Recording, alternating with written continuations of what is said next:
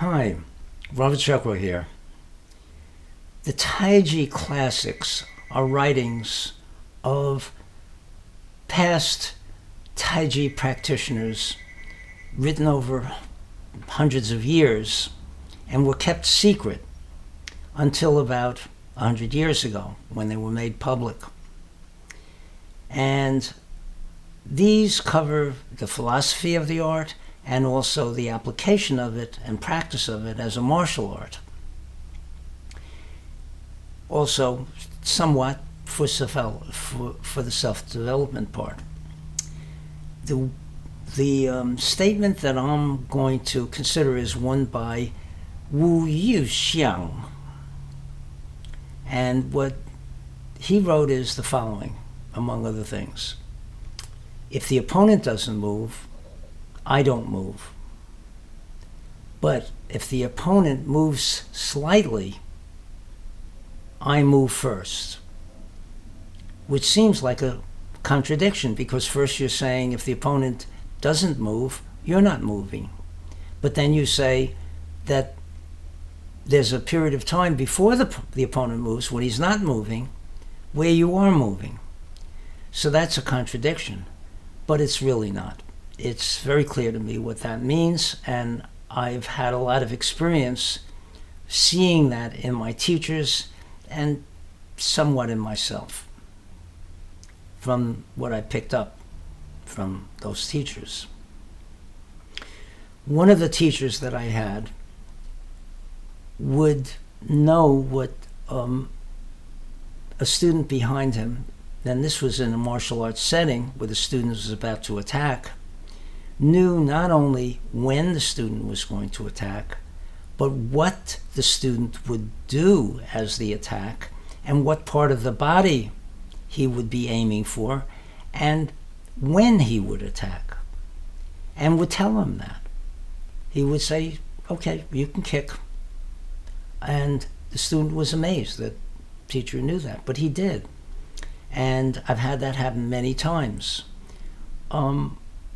My first teacher, Ching Min Ching, knew so much about me. I'm only starting to realize it now, over 50 years later, what he knew about me from thinking of what things that he said and gave me.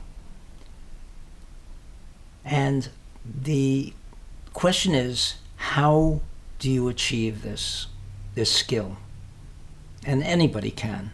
It's something anybody can learn. So here's my view on it. Taiji is an art of knowing yourself and being totally honest with yourself. Without that honesty and without that knowledge, you're just going through the motions. And everything about it is understanding yourself. Once you understand yourself, your thinking, your emotional system, the blocks in your body, the way you do movement that should come from one part of your body but is coming from another part of the body, erroneously so, etc.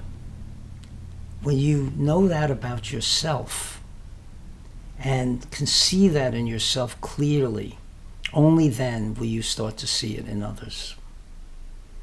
And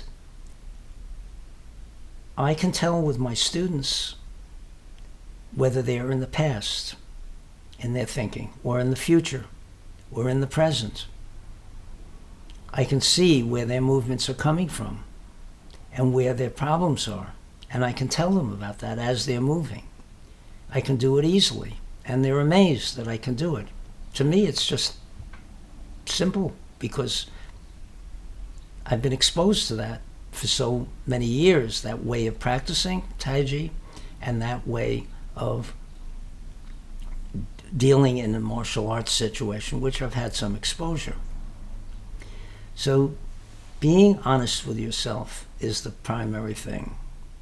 If you don't know what you're thinking, what you intend to do, you don't know the moment that you're going to do something. If you don't know how your body works because you don't know anatomy, you don't know physiology. You're not feeling it inside. Forget it. You're not going to know that about another person. But as you learn that about yourself, it transfers very quickly to other people.